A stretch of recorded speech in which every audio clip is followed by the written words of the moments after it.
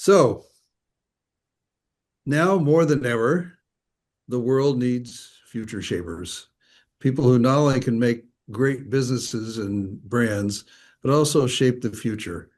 And we've written a book on this called Future Shaping. And the book is actually made up of some of our insights, but it's also the insights we gathered from working with some of the best leaders around the world. And we want you to get to know some of these leaders. And today we're talking with Terry Moody. And so, Andrew, why don't you tell them who we are first? I'm Drew Beam, and the gentleman just speaking was Dan Beam. He's my father. We are partners at Beam Inc. And we are consulting and design a creative business and brand building firm working with many of the most iconic brands and businesses. And outstanding leaders. And this is why we're going to speak with Terry Moody today, who are shaping the future. So let me introduce you to Terry. Terry is this has been a CEO of several different companies that we've worked with over the years. He's a strategic visionary, we think. From all of our work with him, his ability to organize and shape things around a vision and shape a future for the companies, but he's led, but also for impacting the world. And so we here's just some of the companies we work with Terry with is Victor Advanced Technologies, Thieves, an industrial global industrial engineering company, Alpha, which is a sustainable creative packaging company, and Altor, where he's now CEO right now, is as a leader of systems innovation and regenerative transport and packaging. And so with Terry, with this, one of the things we've done with Terry, we've done it with a few other leaders, is we often invite them before we get started on a big project to come here to our house. This is where we're at, is Blue Haven, we call it, and to come here from Blue Haven to just open up the thinking and open up the creativity before we get started with all the very specific plans. So, in working with Terry, he's come here several times. And Terry, I'd like you to just speak to, if you could, what's been your experience in why is it important to get away and come to a place on the coast and do some of this planning like we've been doing at Blue Haven over the years? Well, there are a couple of things that really come to mind for me personally, as I've been to, as you said, Dan, to Blue Haven multiple times. And I most recent a year and a half ago or so for the Altor experience, as that. It's a beautiful, beautiful background and landscape and a lot of natural sounds and harmony in the background. That's the beauty of it. The other essence of it though is as a thought provoker and thinker, it just sets the background and the setting for you to have a clear mind, non-disrupted, and be able to really think openly. And Dan, you create the environment at Blue Haven to just open up and think about what are the art of the possibilities. No limits, just think about what can this be down the road. Mhm. So for me, it's the combination of the approach that the being brings to it, but it's this setting of serenity and peacefulness and comfort, and you just open up and you can think very clearly and freely. Yeah, we have so much fun when you come here because we get to just free form. We just start drawing things on walls and charts and just open up the thinking. We don't know where it's all going to go, but we are open to the possibilities, which is always a lot of fun. And that I think that's the beginning of all creativity is to play a little bit, to play with what we're doing and breaking from our old assumptions and the restrictions oh, being in the office and all that, the demands that we create there. So when you've come here and you worked on some of that with us, what are some of the interesting insights and things that were generated from that kind of stick out in your mind, whether it's with Thieves or Altor or whatever? What comes to mind as some of the outstanding things that we produced together? Well, we create not only the future of the brand of the company, but a lot of people think it's just branding, but the reality is we're creating a vision and a mission, and ultimately, we're creating the end state of what we want to achieve over the next few years. And that's hard to do in the normal setting. It's hard to do in a normal business environment is think about what does that end state look like? Yeah. And we come out of there. A lot of times I come out of there and it's a little different to what I thought maybe going in, but it's usually far better and far more reaching Yeah. because we have to expand our thinking and open our minds, and that gives us the environment. It gives me the environment to do it. And I really walk away with a clear vision on what this is going to be in 3 years or 5 years or whatever the path journey takes us. But it's that end state, Dan, that I think comes out of that. I remember clearly a few of those we had up there where we have all these circles and these lines and we have all this, but at the end of the day, we have this end state vision of where we're going. And that's the clarity a CEO needs to then start to build this next steps with the team is the strategy to get there. Well, and one of the things I watched over the years with you and your teams is as you've done that and you brought back some of these ideas to your team, it's a little bit uh, disruptive. It breaks open what people's assumptions are about their own business and what the business they're really in, and understanding that. Is that true for you? Yeah, Is that what yeah, you? it is absolutely true. We believe we are something. Yeah, all companies do. They believe we're either a manufacturer or we're a distributor or we're a sales driven company. But the reality is a lot of times we find out our true identity through these deep dives and what really is the core of our strength. And we build on that. And we build a much greater vision off of that. For example, thinking about becoming a platform of different elements of services and solutions as opposed to just a shaping producer of a certain type of product or in fact products are only a minor piece of the puzzle when you start to really think through what that vision is. Over the years, I've watched how you've also started taking the leadership in your companies of moving from uh, doing good guy stuff. A lot of companies do good guy stuff, but beyond sustainability into regeneration. Why is this important, and why was that such an important part of shaping the future for you? Regeneration is more than just in my book, the buzzword of sustainability today that gets over abused in many ways. We're not just about uh, are we avoiding landfill? Are we being able to compost this? Or are we going to be? But regeneration is much greater than just that. That we're reutilizing the materials, we're recreating. Regeneration is a whole thinking process. Mhm. It's regenerating our mindsets on how we do things. It's regenerating the know-how, the how we do it, the what we do, the how we do, and when we do it. And for me, it's a whole process change.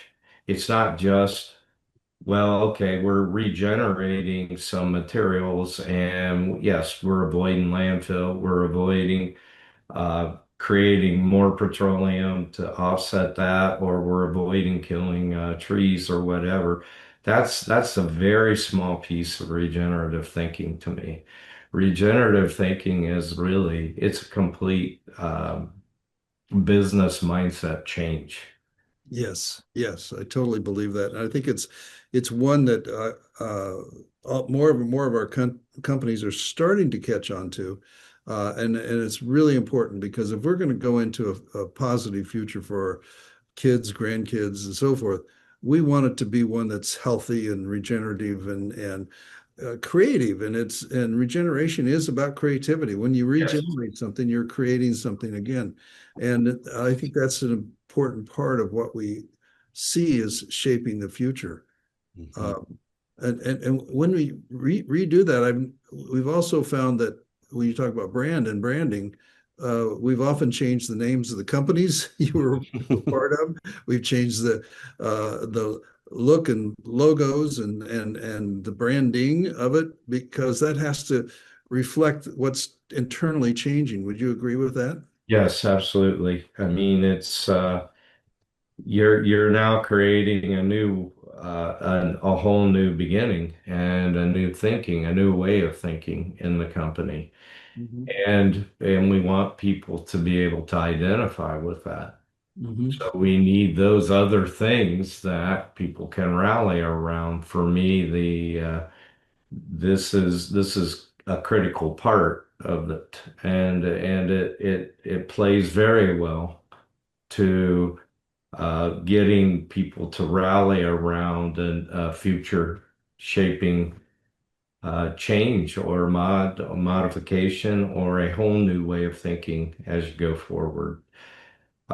It's been a great experience for me multiple times over now, and I really it's actually regenerated my thinking in a lot of ways. I'll be honest. I'm not the same person I was when I first started this 17, 18 years ago. It's really been a big pillar in my life in terms of how I lead, how I think about where we're going to take a company, how we interact with people, and even in a lot of ways, the kind of people that you bring in to take this to the next level. Yeah, and that's we see, uh, Drew. You also know this from our work, and is that when you change and transform, when you regenerate, you often have to change the look, the feel, and the Oh, language. absolutely. Yeah. It's I kind of think about it like, you dress for the occasion, right? And there's a new occasion, and you have to adorn a new identity to match that. And if you're creating a new future, the future almost wants you to look and be different too. And so that's the fun part of design is to explore creatively. What is the possibility? How do we connect in a different way? How do we present ourselves in a way that either is more on the nose or more sophisticated or more nuanced in some circumstances? And for me, it also puts us on the leading edge instead of being adapting and having to pivot. We lead by example, and we're at the forefront. And the other piece that that's really regenerative for the next generations on and on. But the other piece that couples in with this is how do we weave innovation in every step of the way? And that's another piece that really, really stands out to me as we go through this. Wow, the aha moments go on. And Dan, when we're at Blue Haven, one of the things you're always pushing for is what's that aha moment? Yes. We're looking for that aha moment, and when you get there and we have this all sprawled out and you see it, it jumps off of the page at you, and we draw that big circle around it or the star. It's the aha moment, but that aha moment typically becomes very much so an innovative type of movement. Yes. Not always a product or a solution. It could be innovative in the way we approach the problem or think about it. One of the many things I admire so much about you, Terry, is your love for innovation. But the thing is, the driving force of the innovation, it seems to always kind of come back to how can we care more for people and for the planet. And I don't think a lot of people take the level of dedication and devotion to caring for people like you do. I wish more did. Every time we meet, you ask how my life is doing, and not just get right into the strategy and seeing how you take care of the employees and the community around you and the planet too. I mean, it's very admirable and it's innovation for the right. Doing innovation in the right way in my spirit. I feel very strong, as you know. A company it's only people. I mean, because without people, it's bricks and mortars, and it's not going to do much. It's not going to do anything. Just sit there. So the people are the company. Yeah. So if we don't take care of the people, we don't have a company in a lot of ways. And how do we think we're going to future shape alone? We need people that are engaged. We need people that want to be there, not feel like they have to be there because they're hitting a clock or 9 to 5 or whatever. We want people to want to be there and want to be part of this. And to do that, you have to care about them. People have to feel like this is more than just an engagement for a paycheck or a transaction.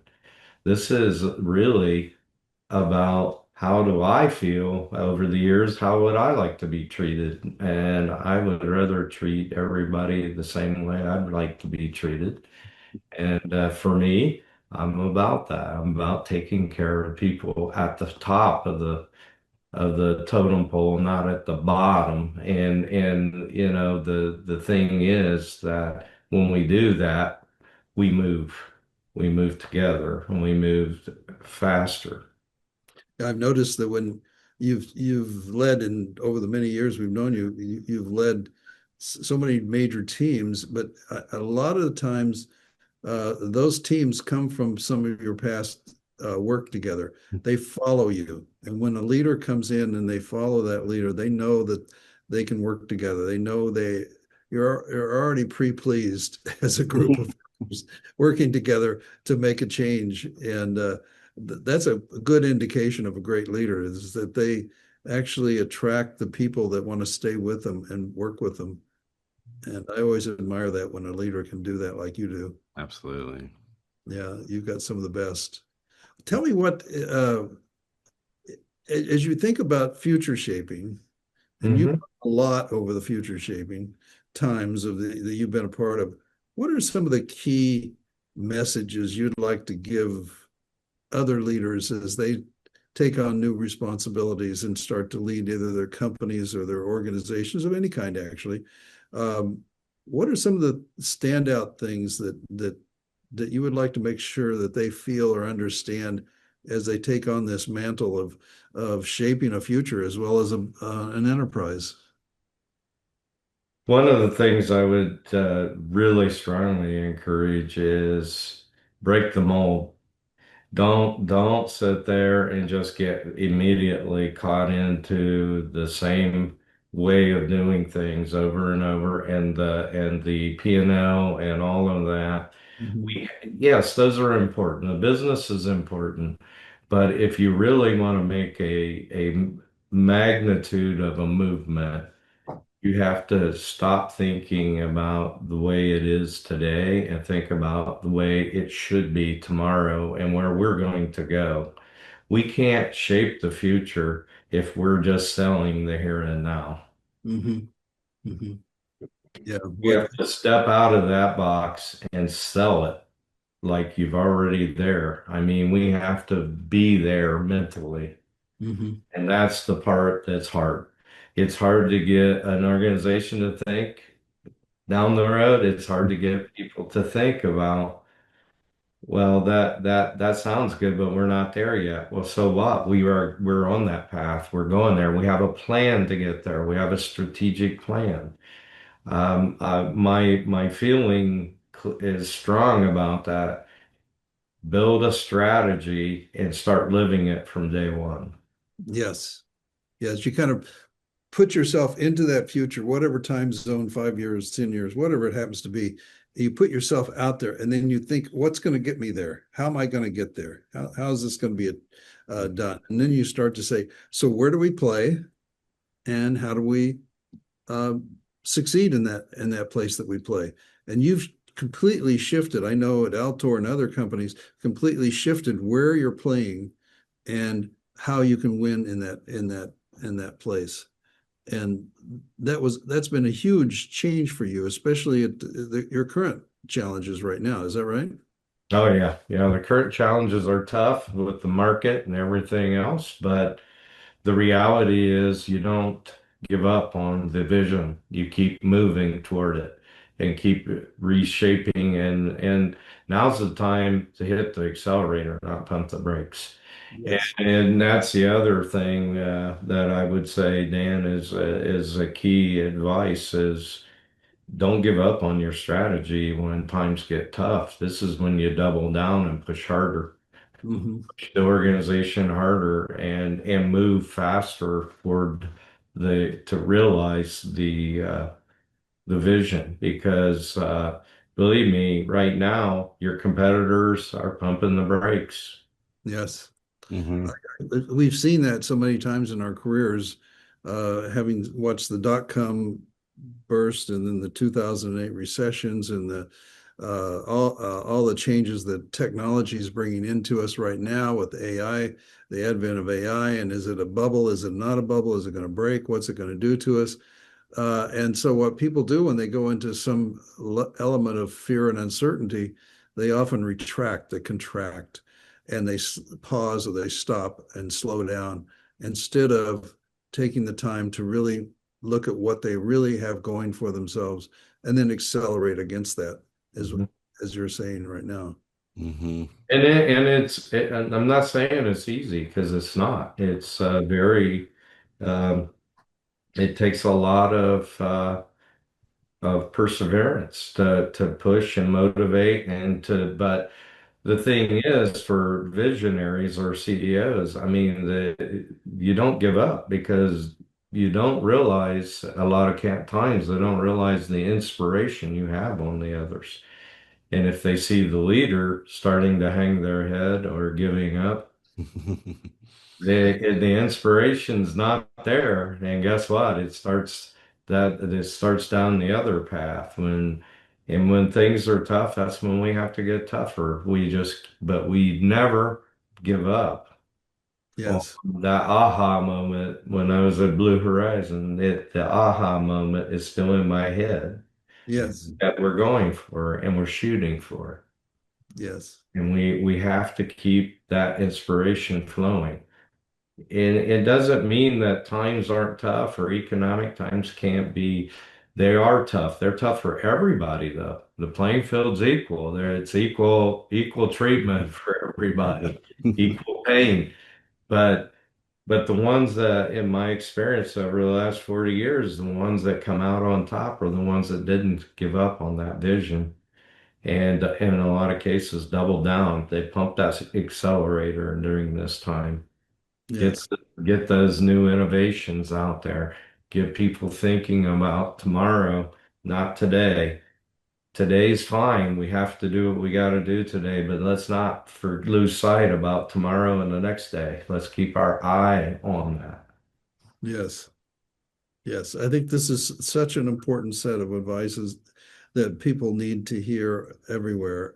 All of us need to hear these things, and pay attention to how we're applying those things. It's in the doing of it that we really learn. We do plans, we do visions and things, but in the doing of it, it comes alive, and that's where we bring it to fruition and start to realize that this is not just a pipe dream or a vision, or as someone called it, fairy dust.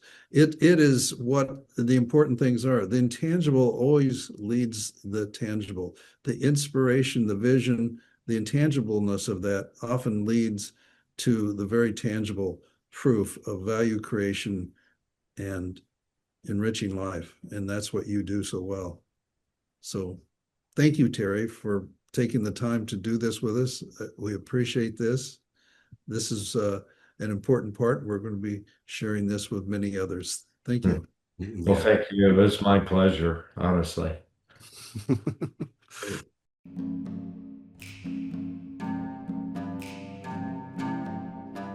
We are calling out to all you future shapers out there, folks and brands creating more value and enriching life. Are you or do you know an inspiring leader or a brand building a more regenerative future? We want to hear from you. At Beam, we are a design and strategy agency working with all levels of leadership and businesses, co-creating futures that's more rewarding for people, businesses, and our planet. Whether you are interested in being featured in our media or ready to take your enterprise into a new era, please visit us at beaminc.com. We would love to connect with you and explore shaping the future together.